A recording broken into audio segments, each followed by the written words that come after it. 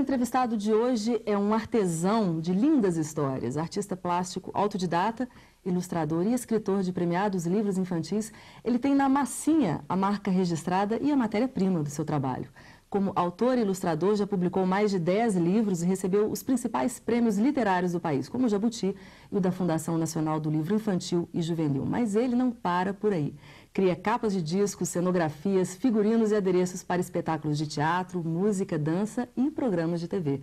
E ainda promove sua oficina mágica pelo país, onde ele ensina crianças e professores a cultivar esse lado arteiro. Marcelo Xavier é o meu entrevistado de hoje. Não posso mais viver assim ao seu ladinho, por isso colo meu ouvido no radinho de pilhar, pra te sintonizar sozinha numa ilha, sonífera ilha. Descansa meus olhos, sossega minha boca. Marcelo, eu queria começar falando justamente aí desse universo infantil, que é o lado mais conhecido e premiado do seu trabalho, como eu disse aí, né?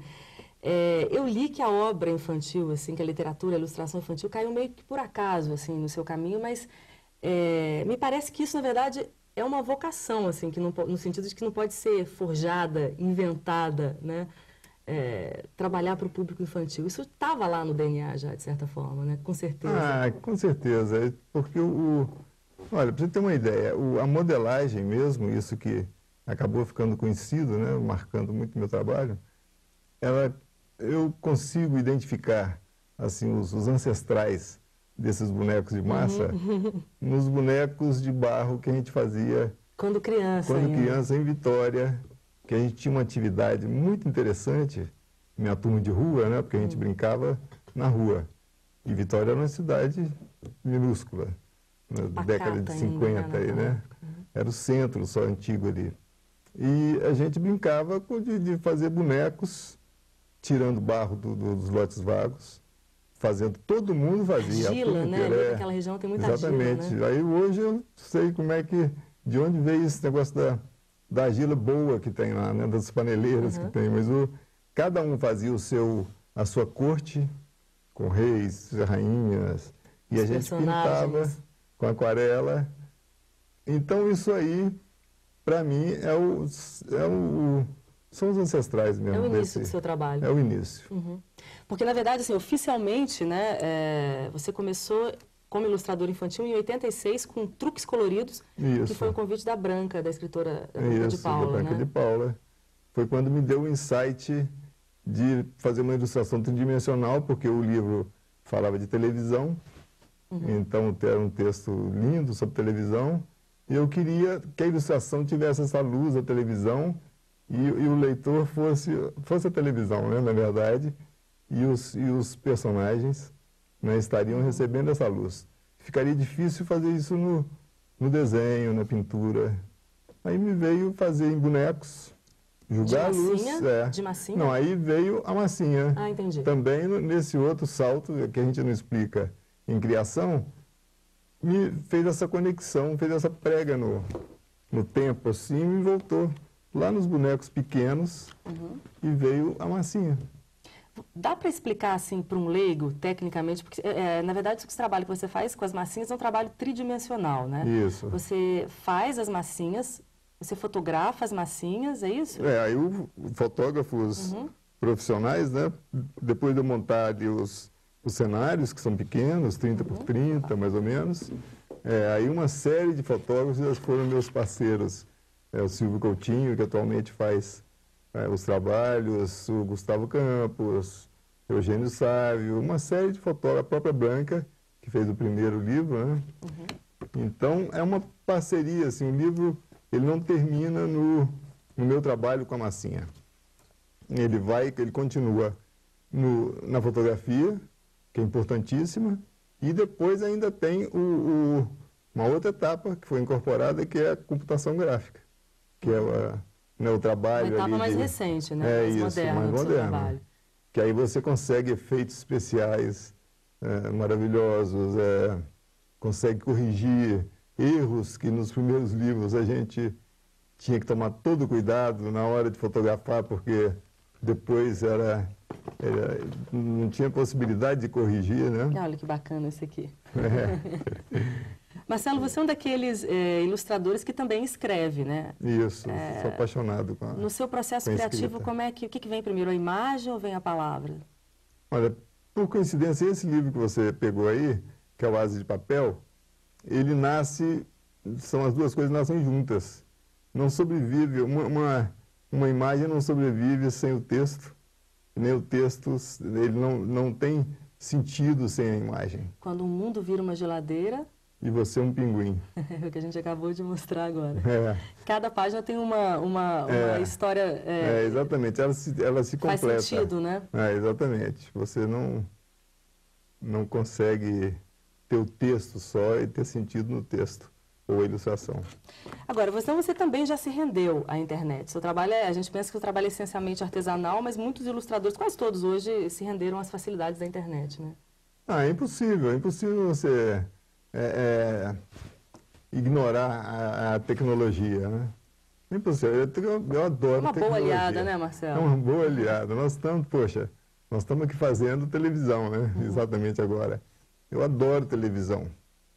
Sou apaixonado desde a década de 50, quando eu vi a primeira televisão, aquela caixa dentro de casa com tudo que a gente gostava, que era quadrinhos, animado.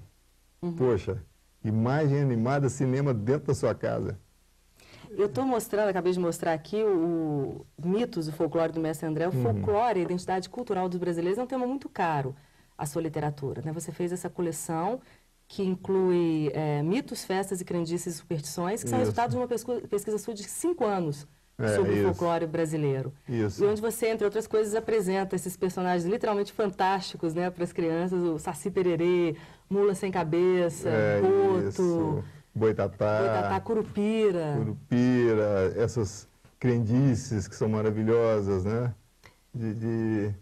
E festas, né? As festas de rua, carnaval, festa junina, o Círio de Nazaré, do Pará. São festas que às vezes os brasileiros mesmo não valorizam como deveriam, sabe assim?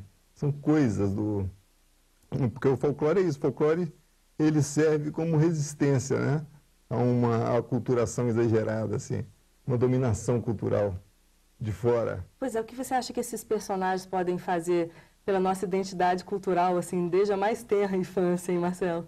Olha, cada um que a gente solta assim aí, né, para a comunidade de crianças, para a educação, eu sinto que a gente está reforçando essa identidade nacional. Isso é uma coisa clara para mim. Poxa, se você constrói uma sociedade feita uma árvore sem raiz, é lógico que os ventos da globalização vão derrubar essa árvore. E o folclore é a raiz ali, a palavra já diz, raiz. É uma cultura de raiz. Então, é uma obrigação quase da gente colocar isso para as crianças. Ela precisa ter essa base. Porque sem ser protecionista ou conservador, a gente que tem filhos pequenos, todo mundo que convive com crianças sabe que hoje em dia elas são bombardeadas, né, com informações que não tem nada a ver com a nossa cultura, né? Quer dizer, é difícil fazer frente aos super-heróis americanos ou todo o universo de Barbies e princesas e mesmo aos clássicos infantis que nada tem a ver com a nossa história, né? Isso. Você acha que é possível? Olha, totalmente. Eu só não concordo assim da gente barrar essa delícia que são aqueles super-heróis, os personagens mesmo da Disney. A gente não pode cometer essa xenofobia, né, com a cultura dos outros, porque quando a gente tem os nossos personagens lá fora, a gente acha uma maravilha. Quando diz, olha, o seu livro foi publicado no Japão, a gente acha ótimo. Então, por que não aceitar isso como mais um enriquecimento, mas fortalecendo sempre a nossa, sabe como? Os nossos personagens, os nossos valores de folclore, de raiz mesmo assim, eles têm que estar no mesmo nível dos outros. pode gostar do Super-Homem Claro, e do Saci Pererê e do ao Saci. mesmo tempo, né? É evidente isso. Isso é um trabalho da educação. Você acha que o folclore devia estar mais na pauta das escolas do que está hoje? Porque a gente sente que isso está mudando, né? Quer dizer, acho que sobretudo na educação infantil hoje no Brasil existe uma preocupação maior. Acho que as escolas estão bebendo mais nessa fonte do folclore, mas tirando essas escolas, né, que por iniciativa própria fazem isso, na TV ou mesmo na literatura especializada, a cultura popular de uma maneira geral não tem espaço, né?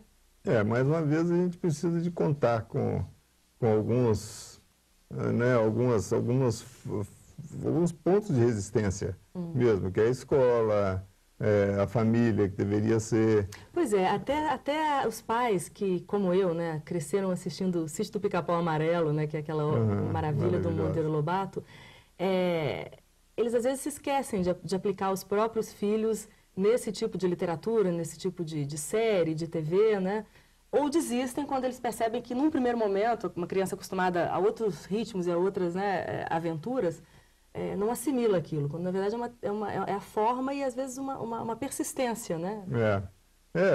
Porque é um risco mesmo que a gente está correndo, que a cultura nacional corre, por isso que tem que ter uma tensão assim, é quase que uma guerra mesmo, sabe assim, de você manter essas trincheiras, né? Exatamente.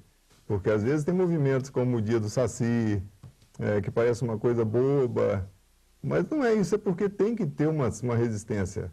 Se tem o Dia da Bruxa, lá que a gente, né, o Halloween, a gente tem que ter uma resistência. Pode ter o Halloween. Tem o mês do folclore que é agosto, né? Mas agosto. Então, mas eu ainda tenho esperança porque muitas escolas, boas escolas, trabalham o folclore da forma adequada. Os meus livros mesmo são muito adotados, eles fazem teatro, eles fazem encenações. O que a gente não pode esquecer de como apresentar isso para as crianças. Uma coisa bacana dos seus livros é que, em momento algum, apesar de serem livros que a gente pode considerar educativos, né, em momento algum você despreza o lúdico, né? E o fato de que as crianças precisam se divertir aprendendo, né, Marcelo? Claro, a criança ensina isso para a gente tem que retribuir isso para elas, né? Eles ensinam que a vida é uma fantasia, vamos dizer assim, e a gente tem que retribuir também com fantasia. Claro, eles esperam isso da gente. E quando você dá um recado de fantasia, um recado fantástico, eles te agradecem. E assimilam, né? Assimilam. Sem muitas explicações. Exatamente. Nosso tempo está terminando, mas você tem uma definição do folclore que eu acho fantástica e que eu acho que assim, nenhuma definição mais formal poderia explicar para uma criança de uma maneira mais clara. Folclore é o conjunto de coisas que o povo sabe sem saber quem ensinou, né? É assim que você entende o folclore ou essa é uma forma assim através da qual você traduziu para as crianças no seu livro? É assim que eu entendo e assim que eu traduzi. Eu achei que estaria bem assim, né, para eles entenderem. E depois o Mitos mesmo foi transformado em peça de teatro. O Grupo Candongas já leva essa peça há 10 anos. Então, esse tipo de ataque, vamos dizer assim, cultural, é preciso de que seja feito por mais pessoas, sabe? Ataques usando tecnologia, usando canais que a criança gosta, né? Goste, exatamente. Eu acho que é por aí, não tem erro. Eu converso hoje com o artista plástico, ilustrador, escritor e arte educador Marcelo Xavier. Nós vamos para um rápido intervalo e voltamos em 1 minuto.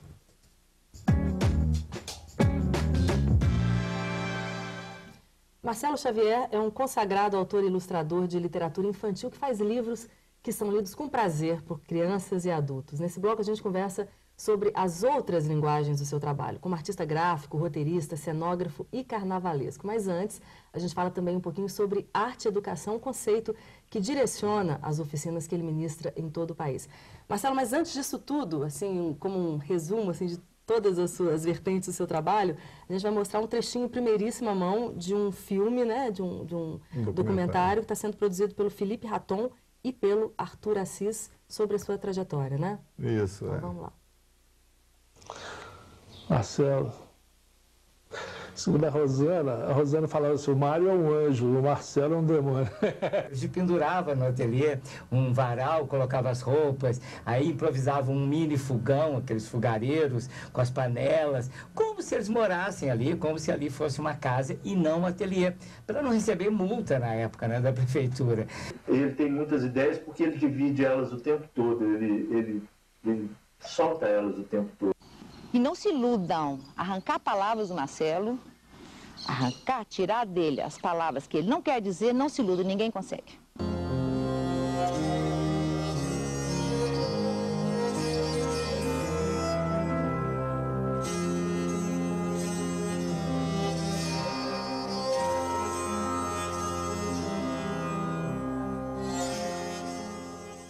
Não consegue mesmo, Marcelo, arrancar de você as palavras que você não quer dizer? Mas isso é bom, né? Dizer o que a gente não quer dizer não é legal também, né? Exatamente, eu escrevo, faço outras coisas, tem outras formas de chegar nas minhas palavras, né?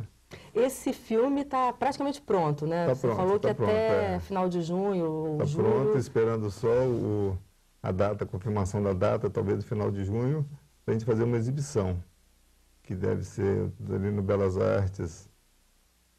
Em breve. Em breve. E como é que foi para você que sempre fez, né? Sempre trabalhou no comando, né? Na direção das coisas, dos cenários, né?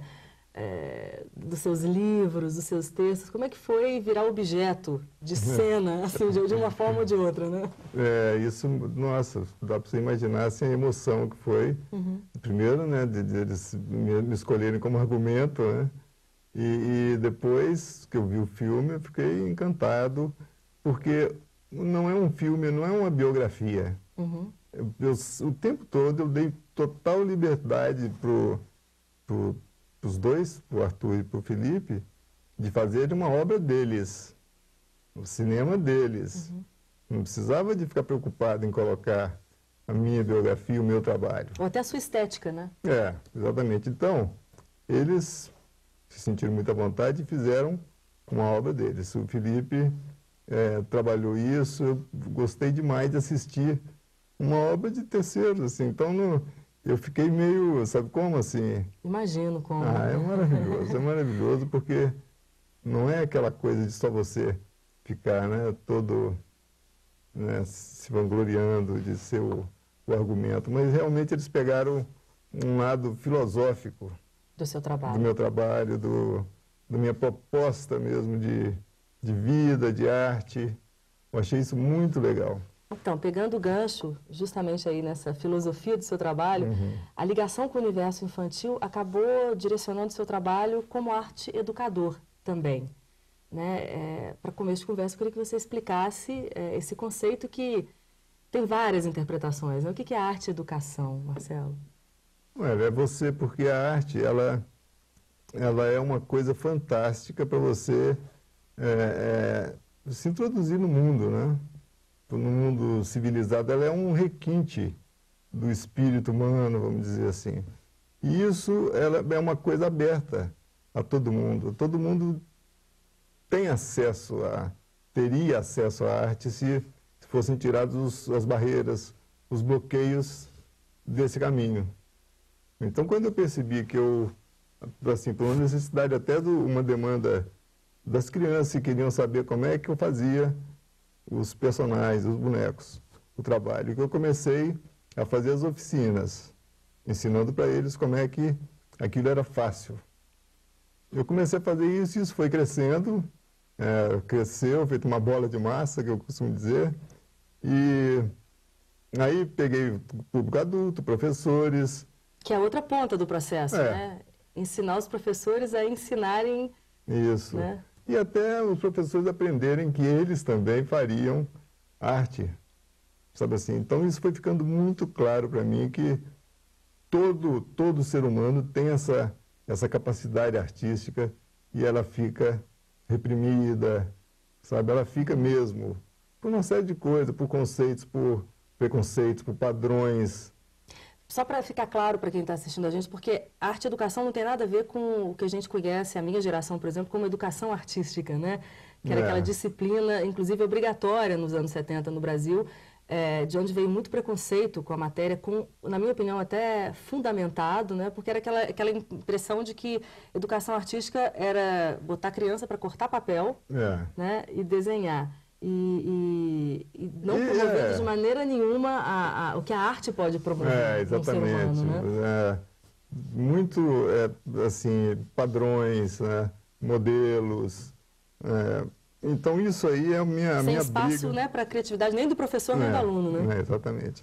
A minha briga com as oficinas, na simplicidade dela, é exatamente o contrário, é mostrar que a pessoa tem opções.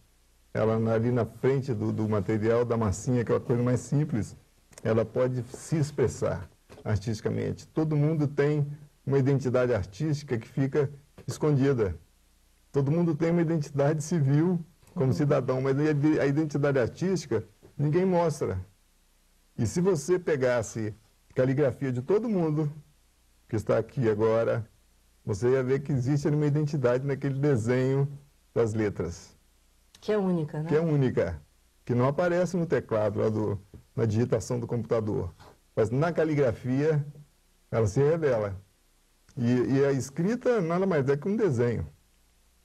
Então, quando você dá a massinha para qualquer ser humano fazer alguma coisa, um personagem, ele vai fazer da forma dele, se você deixar que ele faça da forma dele. Isso é tão libertador, né, Marcelo? Isso é tão Daniela, libertador. você não sabe, assim, o que é surpreendente acontecer isso em 1 hora de oficina. Deve ser um processo emocionante a cada oficina, né? Muito. Mas eu fiz oficina, olha... Você faz em todo o Brasil, você percorre todo o Brasil com ela, mais de 20 de anos. Mangueiras, no Maranhão, com crianças muito carentes, para adolescentes de alto risco no Rio, turma de adolescentes mesmo, da pesada, mas para professores, para diretores, para idosos, para operários. E é sempre transformador, inclusive para você, né? Imagina. E tem uma coisa que liga todas as pessoas, porque como ninguém modela muito, assim, tem raríssimas oportunidades para modelar, todo mundo se iguala.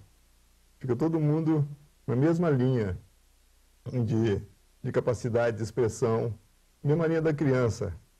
Se tem um pai, uma mãe, um avô e uma criança fazendo oficina, eles são muito parecidos Eles têm o mesmo grau de satisfação, de dúvidas, de realização, de prazer, sabe? Isso aí é que é o ponto forte da arte.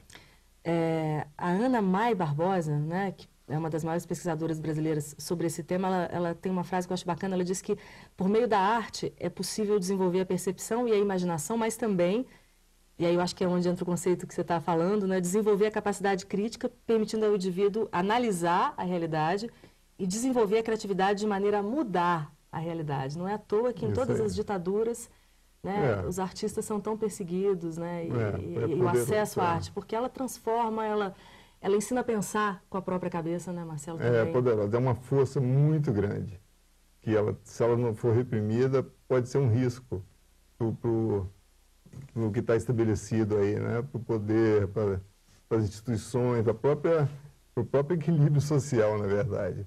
Por isso que o artista que trabalha com o novo, né, as vanguardas, elas são sempre uma ameaça, né? Então, eu costumo dizer também que o que segura as vanguardas, a vanguarda é a retaguarda. A retaguarda puxa para trás e a vanguarda puxa para frente.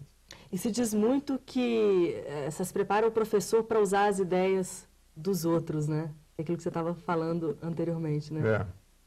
Você concorda com isso? Assim, é importante abdicar de receitas prontas com as crianças? Claro, o ideal seria essa liberdade, né? O ideal seria que todo professor fosse um ser criativo. E isso muitas vezes não acontece, porque o professor gosta do modelo, sabe, da coisa facilitada, talvez. É o medo da crítica. A gente podia continuar falando só de arte e educação, que é um tema e tanto, mas eu queria falar um pouquinho dos outros trabalhos também, né? Do seu trabalho como cenógrafo, por exemplo, né? A gente já mostrou aí durante o programa cenários que você já fez para teatro, né? Adaptações, inclusive, dos seus livros, que estão sempre em cartaz. E você fez também muita coisa na área musical, né, Marcelo? Você fez o cenário para TV, por exemplo, do Arrumação do Sol Laranjeira, para o Bazar Maravilha, a gente viu o Tutti Maravilha aí na TV Alterosa. Fez criação de capas para vinis e CDs do Celso Adolfo, Gilvan de Oliveira, o Acti, Marcos Viana, Beto Guedes. E fez também, a gente tem essas imagens aí, o cenário do recente show do Beto Guedes no Palácio das Artes, outros clássicos, né? Tem uma relação, tudo isso aí que a gente está vendo, com a música, né, especial, não tem? Olha, eu sou um apaixonado com música, né? Eu sou filho de professora de piano, então A gente está mostrando aí o cenário que você fez. Ah, tá. Beto, pois é. Que material é esse aí, Marcelo? O que você fez aí atrás? Eu gosto disso, de você pegar materiais que normalmente são desprezíveis e colocar num palco como o Palácio das Artes. Isso aí é plástico bolha. Olha. Então, quando você faz esse painel enorme de plástico bolha e, claro, usando, mais uma vez, a tecnologia da iluminação, você transforma esse material, de repente, você tem um efeito estético ali inusitado. Com a luz certa em cima, né? Exatamente. Bom, aí depois de lançar 13 livros infantis, além do cenógrafo, do carnavalesco, vamos ver se dá tempo de falar do carnavalesco, você fez carnaval de rua, que fez adereços. Em Belo Horizonte, por incrível que pareça, a gente fazia um bloco de 300 pessoas, partido alto do Ipiranga, então é um reduto de samba, Ipiranga, São Paulo. Que existe em BH e que a gente não... Existe e as pessoas ignoram. Você acha que o carnaval tem chances de emplacar de novo? Nós estamos no Brasil. Mesmo em Minas Gerais? Exatamente. Da samba? Isso eu sou testemunha. Eu adoro o carnaval. Sempre fui carnavalesco e fulião. Eu sempre gostei de pular e fazer carnaval. E aí, como eu estava dizendo, depois de 13 livros infantis, me parece, você fez... Há quantos anos você lançou esse caderno de desenhos que... Acho que tem 2 anos, se não me engano. Onde você reuniu uma série de trabalhos que estavam guardados, foram chamados de eróticos, né? A gente vê que é muito além disso, na verdade, né? Porque isso aí foi Seu lado festivo, carnavalesco, né, Marcelo? Eu fui mostrar para uns amigos, né, para Marlete Menezes e Mauro Drummond. Vou virando aqui, pode segurar a câmera. Para eles simplesmente escanearem para mim os desenhos, que eu não queria que perdesse a cor. Na minha pasta, levei a pasta, a gente abriu e eles tiveram a brilhante ideia de publicar. Eu falei, não, mas isso é rascunho, isso é exercício de madrugada, exercícios íntimos, né, na verdade. Então eles falaram, não, mas nós queremos isso aí, vamos publicar. Exercício de cores também, de tudo. A cor é uma coisa muito importante no seu trabalho, né? Muito. Eu sou apaixonado, é outra paixão. Aliás, eu sou cheio de paixões, está notando, né? Uma delas é a cor. Eu sou fascinado com cor. E foi corajoso também desengavetar esses desenhos, que tem essa conotação erótica também. Você que é conhecido com o trabalho, as pessoas se assustaram um pouco com esse lado. Eu até falei para eles, eu pensei, olha, a responsabilidade de vocês, eu vou perder todo o meu público. Imagina. Que eu tenho construído aí de 20 anos. Mas, olha, tudo numa boa, eu gosto desse tipo de desafio, de verdades, assim, na arte, sabe? Eu gosto. Gostei muito da publicação do caderno de desenhos. E você é um cara livre, um autodidata, assim, um cara que nunca se prendeu a... Não me prendo a escola nenhuma. Um estilo, né? Nunca. Isso sempre fez parte da minha ideologia de ateliê, de arte. Tanto para mim, quanto no tempo que a gente trabalhou juntos, eu e Mário, a gente abria esse leque de opções. Mário Vale, que foi meu parceiro de com quem você teve o primeiro ateliê, né?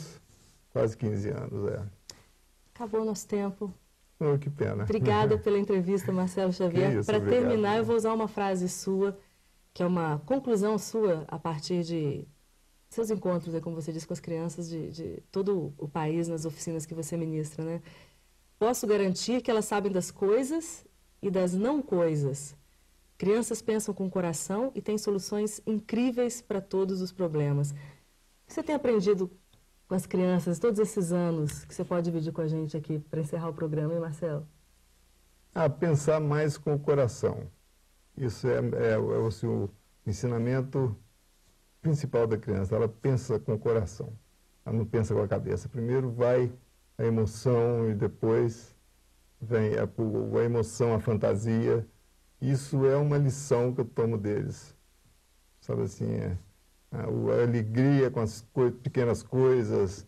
Uma criança é capaz de brincar com uma folha que caiu da árvore, com um pedaço de papel. Você viu no sinal uma criança que para de pedir as coisas lá e está brincando com uma madeira, um pedaço de madeira ali, como se fosse um carrinho elétrico. Essa é a grande lição para mim. Em tempos onde os pais estão cada vez mais acuados, né, mais perdidos, né, não existe mais um modelo pedagógico no qual você possa acreditar piamente, nos professores muito cobrados, a escola muito cobrada, qual você diria que é assim, o pulo do gato? O que é importante pensar quando você ensina alguma coisa para a criança? É a síntese, é a fantasia, como você falou? Seria a arte. É a honestidade. Eu tenho isso como uma verdade para mim e um caminho que deveria ser seguido na educação e ser praticado. Seria a arte. Se a educação tomasse a arte como uma base para o ensino, sabe como? Sem o medo de ser didático, sem o medo de fazer uma arte ali, né, na rédea da educação, do didatismo, sem esse medo. Abrir o espírito da criança pela arte, depois que você abriu essa porta, você entra com o conhecimento que você quiser. Porque assim isso acontece na prática comigo. Eu entro com a arte e se eu falar com eles, olha... É a chave mestra.